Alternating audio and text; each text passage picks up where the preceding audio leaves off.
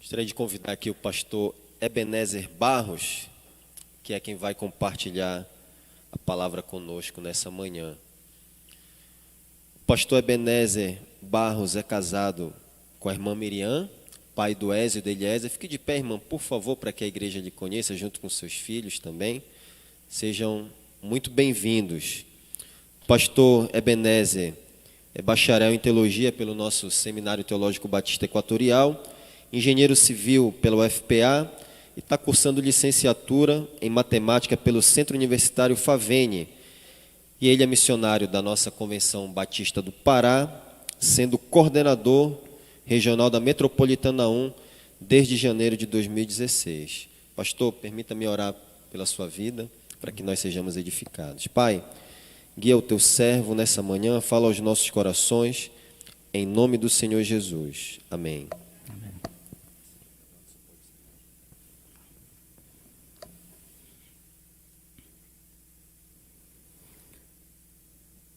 Graça, paz, misericórdia a todos nós e ao nosso grande Pará. Amém, irmãos? Esse é o tema da nossa campanha de missões estaduais 2021. Eu trago um abraço fraterno ao nosso pastor Raik e a toda essa igreja, do nosso presidente, pastor Raimundo Anselmo Lobato, do nosso diretor executivo, pastor Rui Gonçalves Ferreira. Estamos aqui hoje encerrando a nossa campanha de missões estaduais na igreja local, mas a obra missionária é durante todo o ano. Amém, irmãos? Desafios que não faltam. Nós louvamos e agradecemos a Deus por sua vida, por você que está aqui, por aqueles que nos assistem via internet, porque vocês têm amado Jesus, mas também têm amado a obra missionária. Isso faz a diferença. A obra de missões estaduais, ela não para, ela tem avançado. Mesmo no tempo de pandemia, nós conseguimos chegar a 3 novos municípios paraenses, porque os irmãos têm orado, os irmãos têm contribuído, os irmãos têm avançado juntos como igreja do Senhor. E isso é importante. As ofertas missionárias, o plano cooperativo mensal que essa igreja envia para abençoar a nossa convenção, a expandir essa obra missionária. E nós dependemos de Deus e de você. Por isso é importante o seu engajamento nesta obra. Hoje encerra a campanha aqui na igreja local, mas você pode continuar contribuindo. Lá embaixo existe um stand, missionário, que os irmãos podem adotar alguns projetos da nossa convenção. Queremos dizer, irmãos, que hoje nós somos 23.680 batistas da Convenção Batista do Pará. Os irmãos sabem que existe outra convenção no estado do Pará, mas só batista da Cobapa nós somos 23.680 batistas, distribuídos pelas 8 coordenadorias regionais no nosso estado. O Pará é gigantesco e a nossa convenção dividiu esse estado em 8 coordenadorias.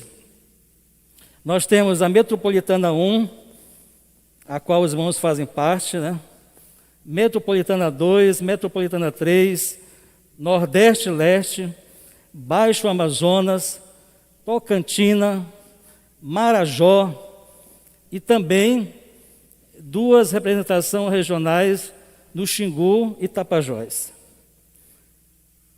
Queremos dizer que tudo isso, nós somos 215 igrejas batistas nesse Pará, da nossa convenção. Temos 139 congregações, 19 frentes missionárias, totalizando batistas, agências missionárias no Pará, 373 polos missionários, contando com as congregações e frentes missionárias. A nossa grande Belém, onde estão a Metropolitana 1, Metropolitana 2, Metropolitana 3, temos grandes desafios. Na Metropolitana 1, para os irmãos terem uma ideia geográfica, ela começa às margens da Baía do Guajará e do Rio Guamá, e ela estende-se até o entroncamento, ali na Cabanagem Castanheira. E essa área geográfica, nós temos cerca de 900 mil habitantes, 27 bairros, nesta área que eu citei, e pasmem os irmãos, Belém continua sendo um desafio missionário. Nós temos 11 bairros de Belém, aonde não tem uma igreja batista.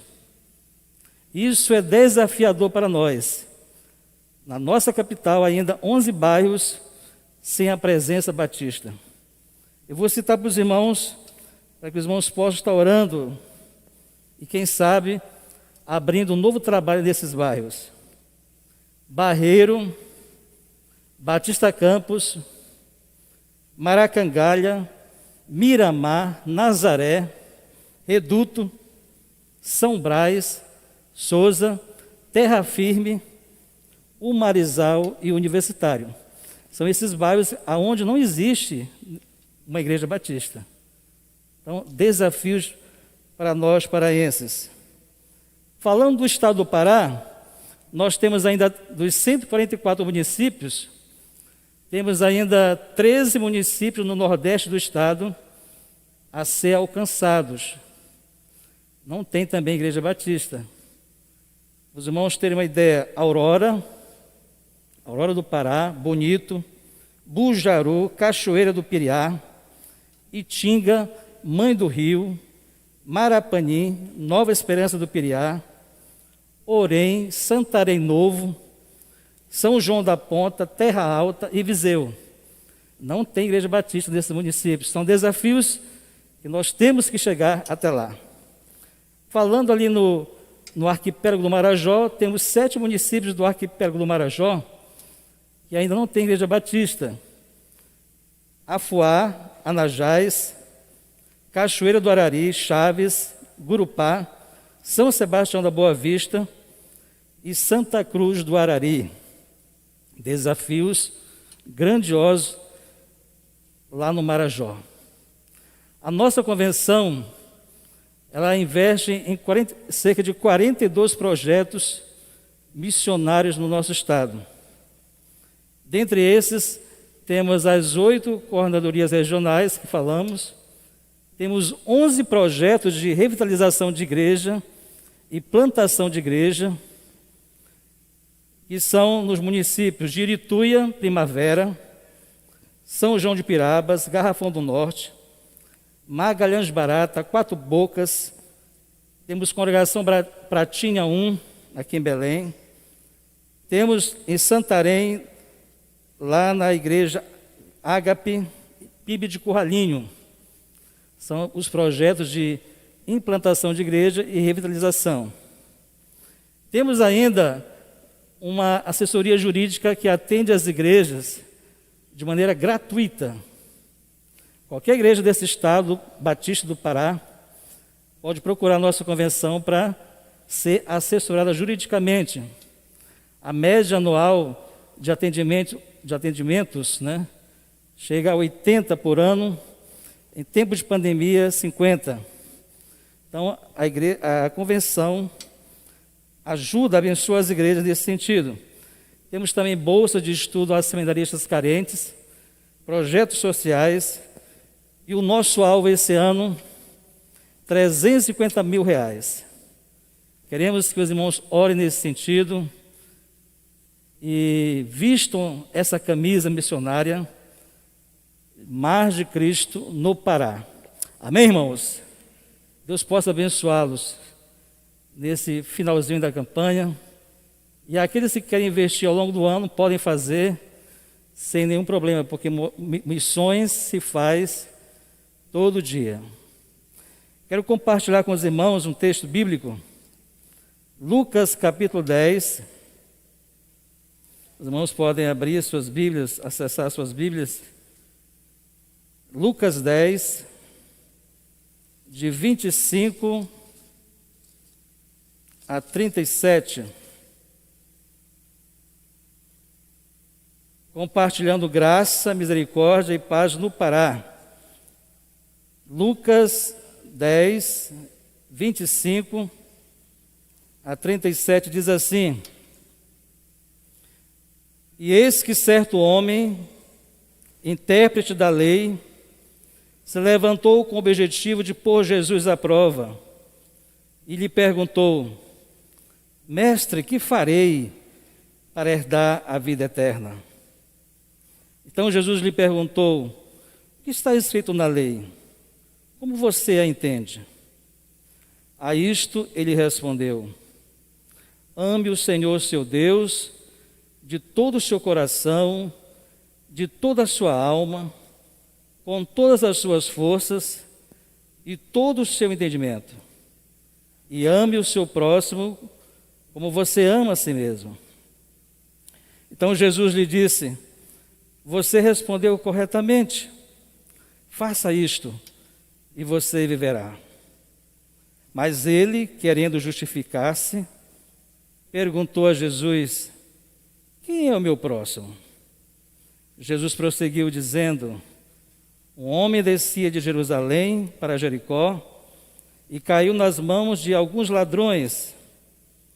Estes, depois de lhe tirar a roupa e lhe causar muitos ferimentos, retiraram-se, deixando-o semi-morto. Por casualidade, um sacerdote estava descendo por aquele mesmo caminho e, vendo aquele homem, passou de largo. De igual modo, um levita descia por aquele lugar e, vendo-o, passou de largo. Certo samaritano, que seguia o seu caminho, passou perto do homem e, vendo-o, compadeceu-se dele e, aproximando-se, fez curativos nos ferimentos dele, aplicando-lhes óleo e vinho. Depois, colocou aquele homem sobre o seu próprio animal, levou-o para uma hospedaria e tratou dele. No dia seguinte, separou 2 denários e os entregou ao hospedeiro, dizendo: Cuide deste homem, e se você gastar algo a mais, farei o reembolso quando eu voltar. Então Jesus perguntou: Qual destes 3 lhe parece ter sido próximo do homem que caiu nas mãos dos ladrões? O intérprete da lei respondeu: O que usou de misericórdia para com ele. Então Jesus lhe disse: Vá e faça o mesmo. Compartilhando graça, misericórdia e paz no Pará. Nosso tema deste ano da campanha é um tema especial, é um tema desafiador, significativo, relevante. Somos convocados a ver a vida e a missão de Deus, que confiou a cada um de nós como um presente, uma dádiva do Espírito Santo, que concede a todo aquele que confessa Jesus Cristo como seu Senhor e Salvador. E faz com que, ao engajar-se nessa obra missionária, você possa fazer a diferença. A graça, a misericórdia, a paz que vem de Deus é alcançada pela fé no sacrifício do Senhor Jesus Cristo na cruz do Calvário. É algo que faz a diferença em nossas vidas. Ele ressuscitou para nos dar uma vida abundante, uma vida espiritual, uma vida eterna. E isso faz com que nós possamos, neste mundo, sermos agentes de graça, de misericórdia e salvação a este mundo perdido que clama por salvação. Amém, igreja? Deus nos faz isso mediante a sua graça. A mentalidade contemporânea parece opor-se a esse Deus de graça, a esse Deus de misericórdia, a esse Deus de paz. E muitas vezes tenta separar da nossa vida, do nosso coração, a ideia de graça, a ideia de misericórdia, a ideia de paz. As pessoas têm se tornado muitas vezes frias, insensíveis à realidade do próximo. No entanto, Jesus nos chama a viver e a proclamar a salvação com amor gracioso, compassivo, misericordioso. A igreja vive uma vida mais autêntica quando professa e opera a graça, a misericórdia e a paz a todas as pessoas, sem distinção. A pergunta que motivou Jesus a contar a parábola do bom samaritano brota de uma pessoa preocupada simplesmente em cumprir a lei. Não é uma pergunta de alguém que está interessado em ajudar, em cuidar de alguém, de abençoar. Quem é meu próximo? Ele pergunta. Ele não está preocupado no sofrimento de alguém. Ele está preocupado em apenas herdar a vida eterna. Este homem está mergulhado no legalismo religioso que ignora o amor ao necessitado, a compaixão e a graça. E é desse tipo de pessoas que Jesus recebe as críticas mais contundentes durante a sua passagem aqui na terra, no seu ministério. Jesus, na parábola do bom samaritano, nos convida a andar, queridos, pelo caminho da graça, pelo caminho da compaixão, da misericórdia e da paz com todos os homens, principalmente daqueles que sofrem e precisam da salvação. Amém, irmãos?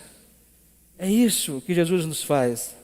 Esta parábola é uma advertência aos que dedicam simplesmente a uma religiosidade fria, a fim de não caírem na tentação de viver longe do mundo real, onde as pessoas lutam, trabalham, sofrem, e alguns precisam de um cuidado mais especial por conta das suas fragilidades e sofrimentos. E a igreja precisa estar de olho nisso, né? Não é só uma realidade espiritual, mas existem realidades físicas, emocionais, que a igreja precisa também estar cuidando. Jesus está diante de duas perguntas feitas por um doutor da lei, de um homem que entendia tudo das Escrituras. E no Evangelho de Lucas ele faz a pergunta: o que devo fazer para herdar a vida eterna? Já nos Evangelhos de Mateus e Marcos, onde não consta a parábola do bom samaritano, mas o personagem está lá, ele faz a pergunta: qual é o principal dos mandamentos? Os rabinos, eles organizaram os 10 mandamentos em 613 preceitos. Ou seja, eles picotaram os 10 mandamentos em 613 preceitos. E tinha 248 preceitos positivos, um para cada osso do corpo humano. E tinha também 365 preceitos negativos, um para cada dia do ano. Tal era o legalismo que esses homens tinham em seu viver. A resposta de Jesus à pergunta daquele homem está baseada em Deuteronômio e Levítico. Ele diz: amarás o Senhor teu Deus de todo o teu coração, e ame o teu próximo como a ti mesmo. Essa resposta de Jesus é clara, precisa. Ele oferece não apenas um mandamento, mas uma resposta para a nossa vida. Em outras palavras, Jesus estava dizendo àquele homem: olha, você precisa amar. Amar de fato, de verdade. Acima de tudo, o amor é uma decisão e um compromisso. Paulo vai dizer: ainda que eu fale a língua dos anjos e dos homens, se não tiver amor, serei como metal que faz apenas badalo, né? Som. E Paulo, quando cita isso, ele está se referindo ao tipo de adoração pagã, onde eram usados esses instrumentos na adoração do culto. Não havendo amor, somos apenas uma vida que faz barulho, uma vida ativista, né?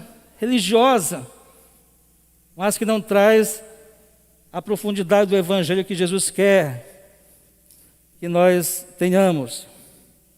O exercício dos dons da graça sem o amor cristão seria pouco diferente das atividades religiosas que os pagãos exerciam. A segunda pergunta: quem é o meu próximo?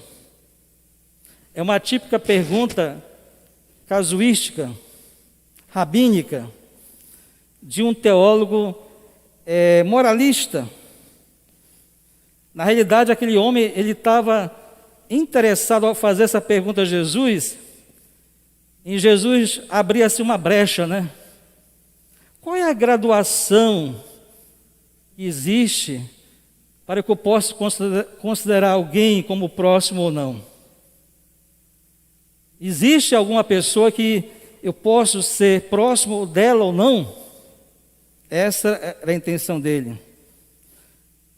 E aí os rabinos consideravam aquela questão, respondendo a pergunta, se aquele homem caído à beira da estrada deveria ou não ser socorrido por um judeu. A resposta que eles tinham era não, porque aquele homem na estrada, segundo a parábola, era um samaritano, era alguém rejeitado da comunhão dos judeus, e eles tinham receio de tocar um samaritano na estrada. Além de ser samaritano, estava aparentemente semi-morto, ou morto, né, ao passarem por lá. Então seria duas formas deles se contaminarem, porque eles não podiam pegar em nada morto, né, segundo a tradição deles. Então Jesus coloca isso para que eles possam entender. Os samaritanos, eles constituem para os judeus uma espécie de seita, porque eles adoravam a Deus no Monte Gerizim, o Monte da Bênção, e os judeus adoravam em Jerusalém, no Monte Moriá, né, onde estava ali o Templo de Jerusalém. Eles não eram aqueles judeus legítimos, eles eram uma mistura, né, de israelitas com outros povos. Por isso eles não eram considerados íntimos para a comunhão com os judeus. Oficialmente, os samaritanos, eles consideravam somente o Pentateuco como livro para as suas crenças e práticas. Eles não consideravam o restante das Escrituras, os profetas. E, por incrível que pareça, irmãos, é esse samaritano que Jesus conta na parábola que age com um amor real diante daquele homem que sofria, que estava caído na estrada. Portanto, nesta manhã, se desejamos compartilhar a graça, a misericórdia e a paz no Pará, a começar da nossa casa, nós precisamos, através desse ensinamento de Jesus, compreender 3 coisas importantes. A primeira, que ser religioso e frequentar uma comunidade de fé não implica automaticamente em você ser gracioso, misericordioso e procurar paz com todos.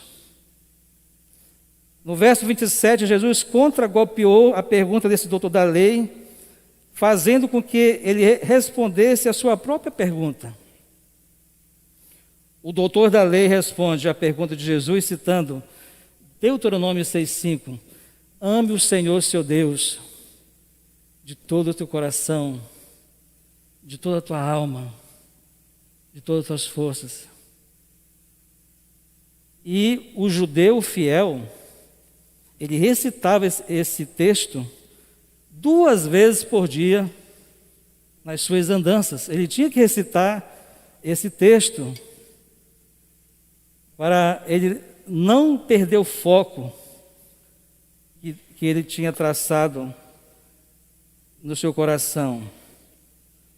O doutor da lei também aludiu Levítico 19:18: não procure vingança nem guarde rancor contra alguém do seu povo, mas ame cada um o seu próximo como a si mesmo. Eu sou o Senhor. No verso 29, Lucas deixa claro que o doutor da lei estava colocando-se em posição de satisfazer as mais altas exigências da lei. E quem é o meu próximo? Esta pergunta era uma tentativa de limitar as demandas da lei pela sugestão de que algumas pessoas seriam identificadas como próximo e outras não. O doutor da lei estava buscando a obediência mínima, enquanto Jesus queria a obediência absoluta. E nos versos 31 e 32, que você pode notar, que aparece uma expressão casualmente. Isso é um toque literário que Lucas coloca nessa parábola, para destacar que parecia que aquele homem que estava agora ali caído na estrada, estava chegando o socorro necessário, porque descia lá do Monte Moriá 2 homens que vinham de uma celebração do culto ao Senhor, e eles com certeza iriam acolher este homem que estava ali caído à beira do caminho. O sacerdote e o levita. E Lucas dá esse destaque e diz que eles ambos, tanto o sacerdote como o levita, passaram de largo. Eles não olharam aquele homem ferido, precisando de ajuda, naquele momento tão importante.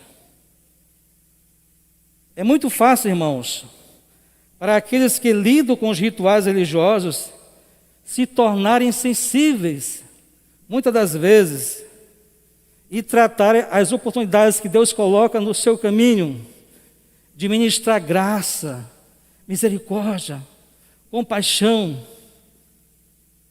como um exercício natural da adoração a Deus. Mas muitas das vezes nós estamos tão ocupados com o nosso ritual religioso que esquecemos de olhar aqueles que estão à nossa frente, precisando de amparo, de cuidados. Jesus, na parábola, ele inverte de forma chocante a capacidade de alguém estar sintonizado com Deus. Não é o sacerdote, nem o levita, os estritos praticantes da lei, que vão demonstrar amor àquele homem, compaixão, misericórdia, graça. O coração do samaritano estava, sim, sintonizado com o coração de Deus. De onde não se esperava vir alguma coisa boa, é de lá que vem. O samaritano demonstra muito mais estar em sintonia com a vontade de Deus do que aquele levita e sacerdote que desciam. Esperava-se que eles, ao descer do Monte Moriá, lá do templo onde vieram adorar o Senhor, eles voltassem mais cheios da graça, cheios da unção do Senhor, e pudessem ver a necessidade daquele homem no caminho. Mas o texto vai dizer que quem teve compaixão foi o samaritano. Compaixão quer dizer padecer com. A compaixão, irmãos, une as pessoas em torno de algo comum: a dor e o sofrimento do outro. É isso que nos faz comum com aquele que sofre. Compaixão tem esse poder de fazer isso. É aquele que possui uma peculiar sensibilidade para se identificar com o sofrimento alheio, de modo que a dor do outro passa a ser também a sua própria dor. É o que a Bíblia fala: chorai com os que choram. Neste sentido, correr em socorro daqueles que sofrem torna-se um imperativo moral, espiritual, para aquele que confessa Jesus Cristo como Senhor. E isso é uma prova de bondade, de amor na caminhada da vida. A segunda verdade a considerar neste texto é que o próximo inclui a todos no plano da graça, da misericórdia e compaixão de Deus, ao socorro a todos e à salvação. A pergunta inicial era: quem é o meu próximo? Indicado pela lei. Jesus responde que o próximo é você mesmo. Quando você se aproxima de alguém que está precisando de ajuda. O próximo não é aquele que está caído lá no caminho, ferido, mas o próximo é você, que há ser imbuído desta graça, misericórdia, compaixão do Senhor. Você olha o sofrimento e faz alguma coisa.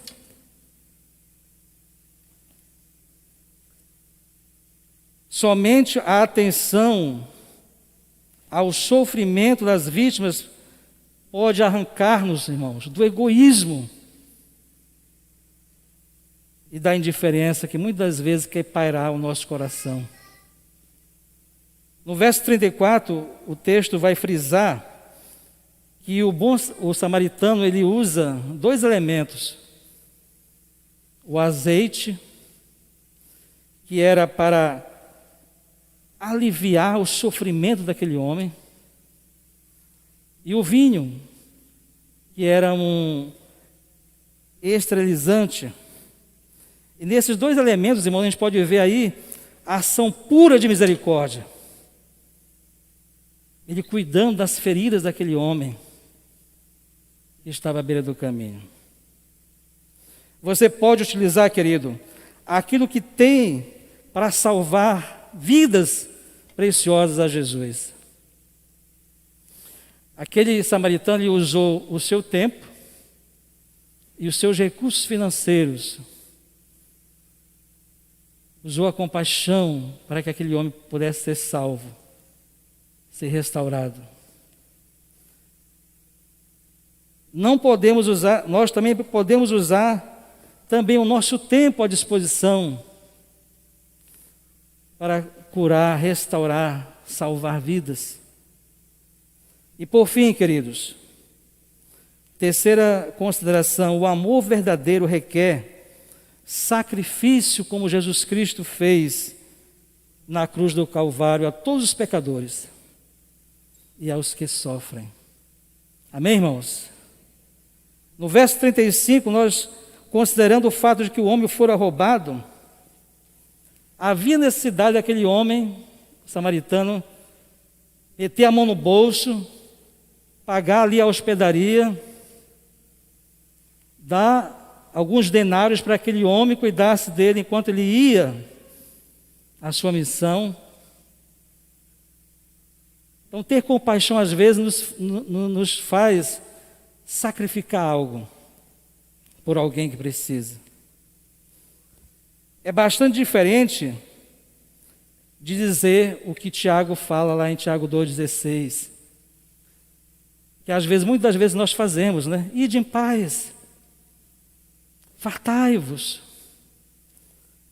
aquentai-vos. Irmão, eu vou orar por você, mas não faz nada para mudar a situação daquele que sofre, daquele que precisa da graça, da compaixão, da misericórdia do Senhor. O texto afirma que o samaritano teve compaixão, compartilhou graça e misericórdia. Essa expressão no Evangelho, ela é reservada exclusivamente a Jesus, que é movido por compaixão, por graça, por misericórdia. Os irmãos lembram daquele texto lá em Lucas 7,13, quando Jesus está chegando na cidade de Naim, está vindo outra procissão saindo da cidade, um cortejo fúnebre do filho da viúva de Naim. E a Bíblia diz que Jesus para aquele cortejo da morte, porque ele tinha a vida, ele tinha a graça, a misericórdia com ele, a compaixão. Diz o texto que ele para aquele cortejo, coloca a mão no caixão e ordena aquele jovem que estava ali morto, que ele volte à vida. A compaixão faz isso, queridos. Ela nos move até enfrentar a morte para ganhar vidas. Amém, irmãos? É isso que Jesus coloca. Jesus foi este homem que viveu misericórdia, compaixão, graça no seu ministério. Jesus preconizou um amor compassivo, misericordioso, que não excluía ninguém na sua caminhada. Hoje nós podemos ser tentados a excluir alguém que cruzar o nosso caminho, por achar tais aqueles homens que esses não são dignos de salvação ou de cuidado. Por isso a pergunta inicial era: quem é o meu próximo? Indicado pela lei. Jesus responde: próximo é você mesmo. Quando cuida de alguém, quando ajuda alguém, quando abençoa alguém, não é o outro que está precisando, mas é você. Você que é o próximo. E Jesus, Paulo expressa muito bem isso em dois textos, Colossenses 1, 19 e 20. Porque Deus achou por bem que nele resistisse toda a plenitude, e que, havendo feito a paz pelo sangue da sua cruz, por meio dele reconciliasse consigo mesmo todas as coisas, quer sobre a terra, quer nos céus. Porque ele é a nossa paz, de dois povos ele fez um só, e na sua carne derrubou a parede de separação que estava no meio à inimizade. Cristo aboliu a lei dos mandamentos na forma de ordenanças, para que dos dois criasse em si mesmo uma nova humanidade, fazendo a paz, e reconciliasse ambos em um só corpo com Deus por meio da cruz, destruindo a inimizade por meio dela. E quando veio, Cristo evangelizou: paz a vocês que estavam longe, e paz também aos que estavam perto, porque por meio dele ambos temos acesso ao Pai em um só Espírito. Amém, igreja? Que possamos compartilhar a graça, a misericórdia e a paz no Pará, mas que esse Pará comece a partir da nossa casa, para a glória de Deus. Que Deus nos abençoe.